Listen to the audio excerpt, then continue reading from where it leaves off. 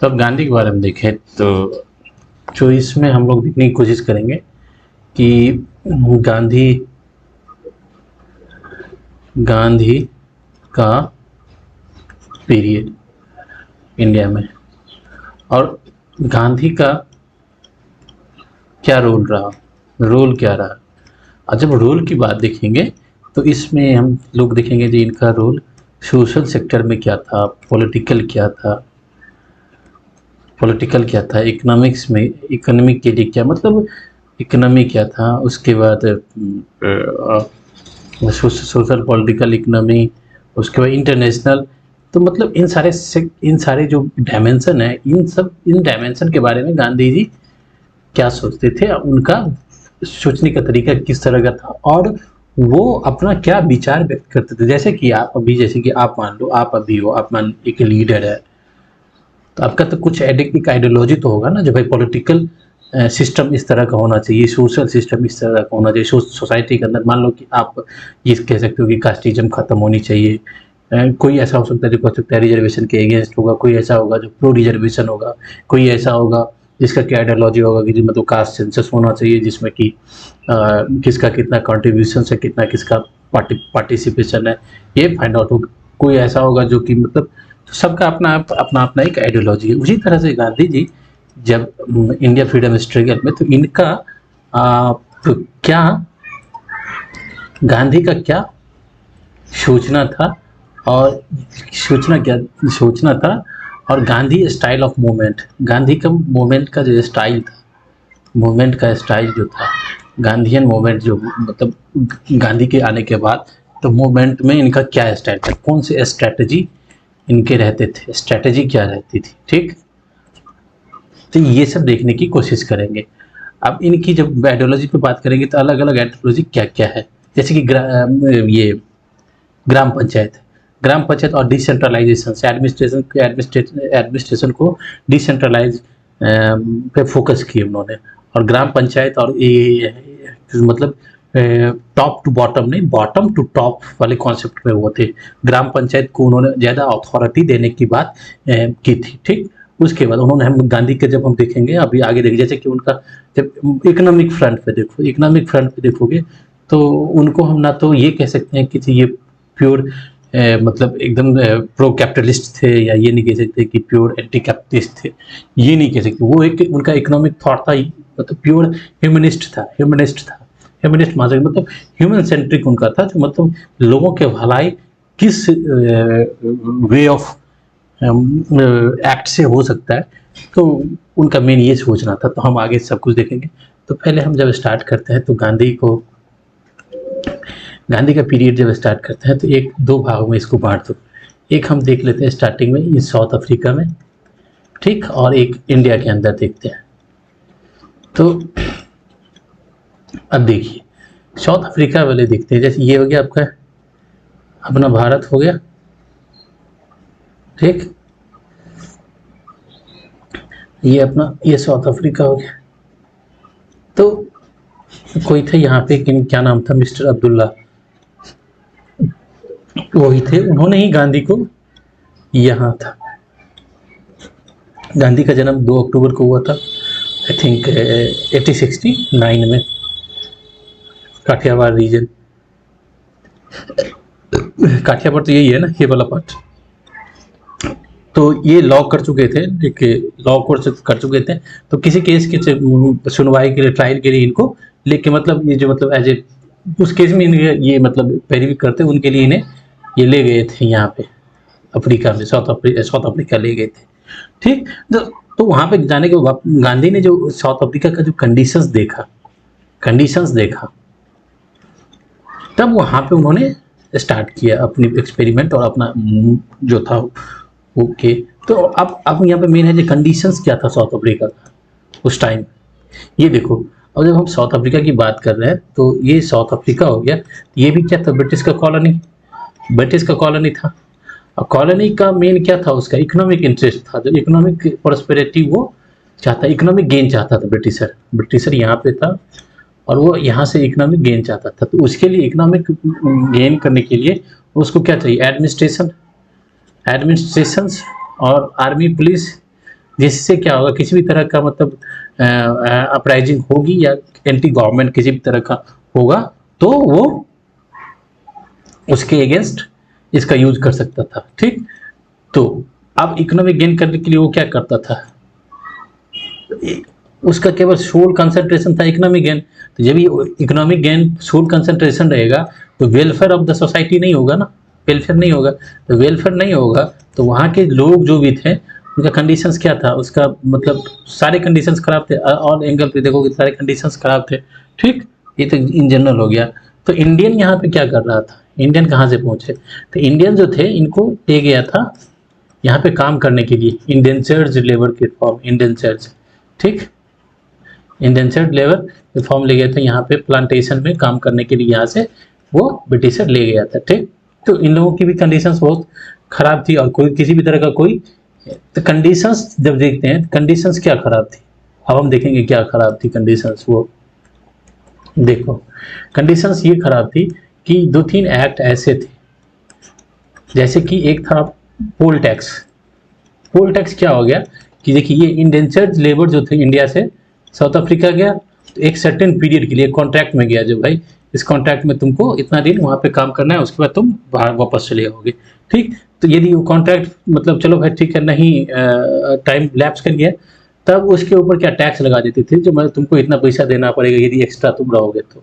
ये poll tax क्या हो गया। ठीक, एक एक एक्ट बना था वो रजिस्ट्रेशन वाला बनाया गया था कि रजिस्ट्रेशन वाला बनाया गया था कि जैसे कि मान लो ये सोसाइटी है, तो ये तो हम हैं, गोरे लोग हैं। ठीक, और तुम यदि काले और ब्राउन जो भी हो, तुमको एक स्टाम्प, एक रजिस्ट्रेशन ये रखना पड़ेगा अपने जेब में हमेशा, जिसमें तुम्हारी की पहचान रहेगी वो हमेशा तुमको। तो ये एक क्या हो गया, आप वो सोसाइटी के अंदर एक वो कर रहे हैं ना, मतलब नीचे दिखाने की कोशिश कर रहे हैं। ठीक, उसको तो एक रजिस्ट्रेशन एक्ट वाला था जो तुमको ये चीज़ हमेशा रखना, जैसे कि मान लो अभी इंडिया की सोसाइटी है, अब सर्टेन सेक्शन ऑफ सोसाइटी को यदि गवर्नमेंट ने एक्ट पास कर दे जो भाई ये इस सेक्शन मतलब कुछ सेक्शन की सोसाइटी के कुछ सेक्शन को ये पास कर दे कि भाई तुम्हें एक वो चीज़ मतलब मान लो कि तुम्हें एक आई कार्ड है, एक स्पेशल आई कार्ड है जिसमें कि तुम्हारा जाति क्या है, तुम्हारा कास्ट क्या है, तुम्हारा धर्म क्या है, ये क्या है, वो तुमको हमेशा रखना पड़ेगा, कभी भी तुम्हें पुलिस मांगेगा तो तुम्हें देना पड़ेगा, सर्टेन सेक्शन ऑफ सोसाइटी कर दे। तो इस तरह से वो क्या हो गया जो भाई आप उसको क्या कर रहे हैं, आप नीचे दिखाने की कोशिश कर रहे हैं या फिर उसको मतलब ये कर रहे हैं। तो एक तो ये हो गया, तो रजिस्ट्रेशन एक्ट। उसके बाद क्या होगा, एक तीसरा एक्ट था जो मैरिज एक्ट बनाया था। मैरिज एक्ट में क्या किया गया था, जो वहाँ के सुप्रीम कोर्ट जो था उन्होंने एक कानून पास किया, मतलब बोला था जो भाई जो शादी नॉन क्रिश्चियन कस्टम से हुआ है, जो मतलब जब आप क्रिश्चियन अभी आप मतलब नॉन क्रिश्चियन कस्टम से हुआ है उसको फॉलो नहीं किए, क्रिश्चियन वाले सिस्टम को फॉलो नहीं किए, तो आपका जो मैरिज है वो इलीगल हो जाएगा। ये बहुत बड़ा मतलब एक कह सकते हैं कि आग में घी का काम किया कि मतलब इससे क्या होगा जब भाई इलीगल हो गया यदि आपका मैरिज, तो आपका चाइल्ड क्या है, इलीगल चाइल्ड है, तो ये कोई भी बर्दाश्त करने को तैयार नहीं था। तो मतलब ये इस तरह के कानून बनाया था। तो जब गांधी ने देखा जब भाई ये तो बहुत नाइंसाफ़ी हो रही है, तो उन्होंने फिर लोगों को अपना मोबिलाइज किया, बताया जब भाई ये हो रही, तो आप लोग क्यों नहीं कुछ कर रहे। तो फिर उन्होंने बोला कि हम क्या करेंगे, आप ही तो कुछ देखिए। तो फिर बापू ने क्या किया उस टाइम, उन्होंने क्या किया कि पहले फर्स्ट स्टेज में जो 1894 टू 906 ये वाला पीरियड जो था ना गांधी का, इसमें उन्होंने क्या किया था कि भाई चलो पिटीशन डालो और ये बताने की कोशिश करो कि भाई तुम गलत कर रहे हो और इसको सुधारो।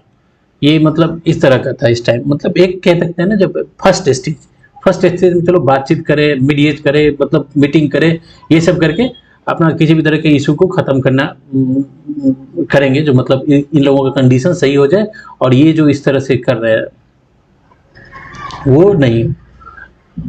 तो ये था दूसरा। फिर 906 के बाद से उन्होंने क्या किया ना, फिर पेसिव स्टार्ट कर दिया। पेसिव मतलब इसी बेसिव में स्टार्ट किया। तो उन्होंने हथियार उनका क्या था, सत्याग्रह था। सत्याग्रह मतलब क्या होता है, अब सत्याग्रह को हम डिटेल में करेंगे। पेसिव क्या हो गया, इसमें बोला कि जो भाई हम अब अपने जो हमारा डिमांड क्या था, जो हमारा कंडीशंस जो इतना खराब है तुम्हारे शासन की वजह से, तुम्हारे गवर्नेंस की वजह से, एक तो कंडीशंस हमारा खराब है, उसमें तुम अलग अलग कानून बना के और हम लोगों को नीचा दिखा रहे हो। एक तो वो रजिस्ट्रेशन वाला एक्ट हो गया, और दूसरा बात तुम वो मैरिज वाला एक्ट, और तीसरा था ये पोल टैक्स, ये लगा के वैसे ही और मतलब खराब कर रहे हो। वैसे ही तुम्हारी जो ये ब्लैक एंड व्हाइट वाला पॉलिसी है वो भी है कि हमें ट्रेन में नहीं जाने देते हो, हमें रात में, तो या मतलब ऐसा था कि आप रात में 9 बजे के बाद निकल नहीं सकते, आप सर्टेन सेक्स मतलब इस रोड को आप यूज नहीं कर सकते हैं, बहुत सारे रेस्ट्रिक्शन था लगा हुआ, तो ये कर रहे हो। तो जब ये 1894 से 1906 के बीच में ये पेटिशन सब डाले और बीटिंग के बाद के इन सब से नहीं कुछ होने वाला हुआ, तब उन्होंने बोला कि जो भाई चलो बेसिक रेसिस्टेंस स्टार्ट करेंगे, सत्याग्रह। अब सत्याग्रह में इसमें डिसोबीडियंस भी था। डिसोबीडियंस मतलब क्या हो गया, अब हम सत्याग्रह का हम थोड़ा सा डिटेल्स यहीं पे देख लेते हैं। सत्याग्रह में ये था जो भाई यदि हमारा डिमांड, हम एक लेजिटिमेट डिमांड रखते हैं, लेजिटिमेट जो कि एज ए ह्यूमन हमारा बनता है, ठीक। अब हमारा यदि डिमांड लेजिटिमेट है तो इसको हम डिमांड रखेंगे किसके सामने, जो एडमिनिस्ट्रेटिव ब्लॉक है उसके सामने हम रखेंगे, एडी के सामने रखेंगे, चलो ठीक, उसके सामने रखेंगे। अब ये क्या करेगा, हमारे ऊपर डिमांड मानेगा या तो नहीं मानेगा। तो सत्याग्रह में हम अपने डिमांड को उसके सामने रखेंगे। और सत्याग्रह का उन्होंने जो प्रिंसिपल दिया था, जो भाई इसमें ये है कि सत्याग्रह मतलब ये नहीं हुआ कि हम कमजोर है, नहीं, सत्याग्रह मतलब ये है कि जो हम अपना डिमांड यदि मेरा सही है तो हम एक काम नहीं करेंगे, जो हम मतलब नॉन वायलेंस को हमेशा ऑप्ट रखेंगे, जो वायलेंस नहीं करेंगे और सब कुछ करेंगे। नॉन वायलेंस मतलब हम कभी वायलेंस नहीं करेंगे और सब कुछ करेंगे। जैसे क्या हो गया कि भाई हम डिसोबीडियंस भी करेंगे, मान लो कि हमारा डिमांड नहीं मान रहा है तो हम कानून खिलाफी भी करेंगे, मतलब अगेंस्ट लॉ के अगेंस्ट, लॉ को नहीं मानेंगे, फिर ये भी कर सकते हैं। फिर हम क्या कर सकते हैं, हम काम करना बंद कर देंगे, स्ट्राइक कर सकते हैं, ठीक। उसके बाद क्या कर सकते हैं, अब हम मतलब स्ट्राइक कर देंगे, उसके बाद मतलब अलग अलग चीज, जैसे कि मान लो कि धरना देंगे, ये करेंगे, समझ गए, ये सब करेंगे सत्याग्रह में। और तो फिर सत्याग्रह को उन्होंने जब एक्सप्लेन करना स्टार्ट किया तो फिर उन्होंने कुछ लोगों जो मतलब एक्सट्रीम होंगे वो कहेंगे कि भाई आप मतलब ये बता रहे हो, इसका मतलब क्या हम कमजोर तो नहीं है ना। बोले कि नहीं, देखो सत्याग्रह मतलब ये है कि सत्याग्रह एक स्ट्रॉन्ग मैसेज है। कोई कमजोर आदमी जो होगा तो उस पर यदि ये क्या करेगा, ये मान लो अटैक करेगा, जैसे ही आपने काम करना या ये सब तरह का एक्ट स्टार्ट किया है तो वो क्या करेगा, आपको पनिश करने की कोशिश करेगा। लेकिन सत्याग्रही वो होता है जो आपको कितना भी पनिश करेगा लेकिन आप अपने डिमांड से हटते नहीं हैं, ठीक, अपने डिमांड से हटते नहीं, आपके डिमांड लेजिटिमेट है तो आप उसको रखते हैं, ठीक। तो यही एक कॉन्सेप्ट सत्याग्रह का मेन है। सत्याग्रह नॉन वायलेंस को साथ आप अपने डिमांड को उसके सामने रखेंगे, ठीक। आप उसके ऊपर आपके ऊपर कुछ भी होगा तो फिर आप उससे डरेंगे नहीं, ठीक। यही है डिटेल्स सत्याग्रह। तो फिर गांधी ने अपना ये सत्याग्रह का अपनाया और फिर उसके साथ किया। अब देखो जब इस स्ट्राइक होगा तो यहाँ पे जो काम करने वाले थे उनको तो फिर इनकम तो होंगे नहीं, इनकम नहीं होंगे तो उसका कंडीशन पहले से ही खराब है और भी खराब हो जाएगा। तो इनके लिए उन्होंने एक टॉलस्टाई फॉर्म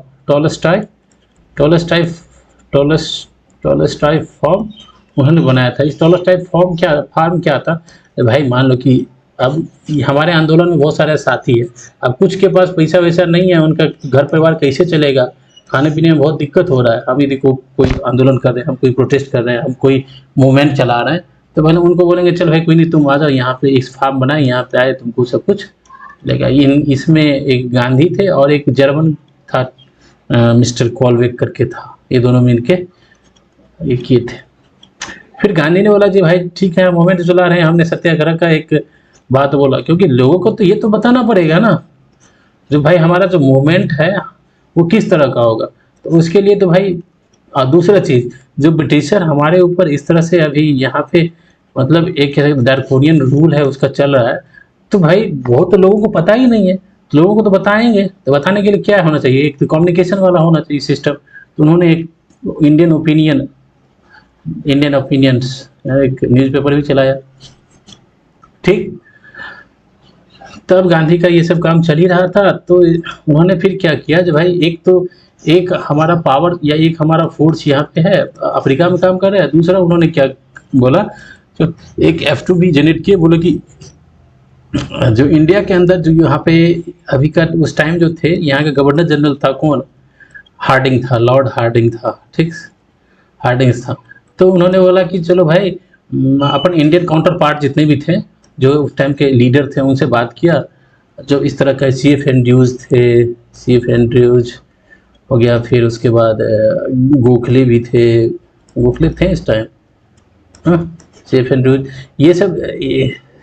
ये सब जितने लीडर थे उनको बताया कि इस ऐसे ऐसे कंडीशंस है, आप ऐसा करो कि गवर्नर जनरल से बात करो, तो ये यहाँ से यदि कुछ फोर्स डालेगा कहाँ पे, ब्रिटिश का मेन काउंसिल जो है, ब्रिटिश जो यहाँ पे है, ब्रिटेन बोलेगा कि भाई अच्छा नहीं हो रहा है वहाँ पे, थोड़ा कंडीशन को ठीक करो, नहीं तो कहाँ पता चला यहाँ का रिपल इफेक्ट इंडिया में आ जाए। इंडिया वैसे ही मतलब अभी वो जो 1905-6 का टाइम जो था वहाँ पे बाइकआउट वाइकआउट चल ही रहा था इंडिया के अंदर, तो एक तो इधर का भी वाला प्रेशर ये लोग हो आ जाएगा यहाँ पे, तो और स्थिति बिगड़ जाएगी। तब फिर जाके उन्होंने ये हार्डिंग को बताया, हार्डिंग से बातचीत की बहुत, उसके बाद जाके यहाँ का जो अफ्रीका का जो ये सब था ये सारे ख़त्म हुए। एक और था नटाल इमिग्रेशन एक्ट बना दिया था, मतलब इस तरह का अफ्रीका में ये कर दिया गया था कि जो भाई यदि आप यहाँ पे रह रहे हैं तो ये दूसरे स्टेट में आप नहीं जा सकते हैं, आपको सेग्रीगेट कर दिया सोसाइटी के अंदर, आप नहीं जा सकते हैं पूरी तरीके से, कह सकते हैं जो मतलब एक गुलाम की तरह ट्रीटमेंट उस टाइम हो रहा था, एकदम स्लेव की तरह ट्रीट हो रहा था। फिर गांधी ने एक यात्रा की थी, नटाल से ट्रांसवाल के बीच गए थे, उन्होंने उस चीज़ को दिखाया था जो हम तुम्हारे मानने वाले नहीं है, ठीक। फिर मेन यहाँ पे एक्टिविटी क्या था, economic activity, main economic activity ये था जो मतलब एक तो माइनिंग हो रहा था, और दूसरा क्या था यहाँ पर प्लांटेशन वाले थे, ठीक, प्लांटेशन वाले थे सारे जो थे ना, वर्किंग क्लास थे, मजदूर लेबर वाला क्लास थे, ठीक। और दूसरा क्या, जो इंडेंचर्ड लेबर जो गए थे ना, जो वहाँ पे रह गए थे, रुक गए थे, कुछ तो ऐसे वहाँ पे टोटली सेटल हो गए थे यहाँ पे, तो इंडियन बहुत सारे कम्युनिटी यहाँ पे सेटल हो गया था, जो कि मेमन मुस्लिम था और बहुत सारे थे, ये सब सेटल हो गए थे यहाँ पे।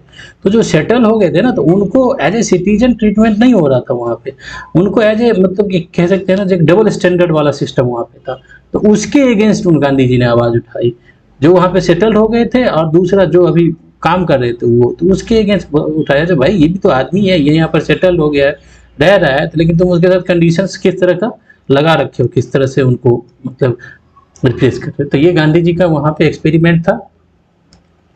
तब जब गांधी जी एक चीज अफ्रीका से फिर वहाँ के कंडीशंस ठीक हो गई, वो मैरिज वाला जो एक्ट था वो खत्म हो गया, इमिग्रेशन वो रजिस्ट्रेशन वाला एक्ट जो था वो खत्म हो गया, ठीक, पोल टैक्स भी था वो भी खत्म हो गया, ये सब खत्म हो गया, वहाँ के कंडीशंस जो भी था पूरी तरह से नहीं कह सकते ठीक नहीं हुआ, मतलब बहुत कुछ उसमें चेंजेस आ गए। फिर उसके बाद क्या होता है 1915 में, 1915 में गांधी जी कहाँ आते हैं, इंडिया आते हैं, ठीक, इंडिया आते हैं। देखो इंडिया आते हैं, इससे पहले हम गांधी के बारे में देखेंगे, जो गांधी को अफ्रीका में ये गांधी का पहला मूवमेंट था, पहला एक पब्लिक कह सकते पब्लिक अपीयरेंस था वहाँ पे, और पहली पब्लिक अपीयरेंस में उन्होंने वहाँ पे क्या क्या सीखा, क्या क्या उनको लगा, तभी तो उस चीज़ को सीखने के बाद जब इंडिया में आए, इंडिया में कंडीशन देखे, तो फिर उन्होंने उनके अंदर हिम्मत आई, तो उन्होंने ये चीज़ देखा कि जो भाई जो ये जनता है ना, जनता जो पीपल्स हैं, ठीक, उनके पास पोटेंशियल की कमी नहीं है, पोटेंशियल कमी नहीं है, और उन्होंने ये माना कि उन्होंने जनता पे क्या क्या भरोसा किया, जो ये इनको यदि इनके पास क्षमता की कमी नहीं है, इनको यदि राइट कॉज दी जाए, ठीक, गाइडेंस दी जाए, स्ट्रैटेजी बनाया जाए, ठीक, और एक क्या कह सकते हैं अवेयरनेस लाया जाए, तो एक मास मूवमेंट खड़ा कर सकते हैं, एक मास मूवमेंट हो सकता है। तो उनको जनता के ऊपर एक वहाँ पे जो एक्सपेरिमेंट किए, उनका जो वहाँ का एक्सपेरिमेंट था सत्याग्रह का या डिसओबीडियंस का, या ये सब जो थे एक्सपेरिमेंट था, वो उनको वहाँ पे बहुत अच्छा रिजल्ट मिला, तो उसको इंडिया के अंदर उन्होंने अप्लाई करना स्टार्ट किया। अब इंडिया के अंदर जब अप्लाई किए, जब 1915 में आए थे, तो बापू का टाइम में थोड़ा सा और देख लेते हैं, या छोड़ दें यहीं पे, नहीं इसको यहीं छोड़ देते हैं अगेंस्ट, फिर दूसरे में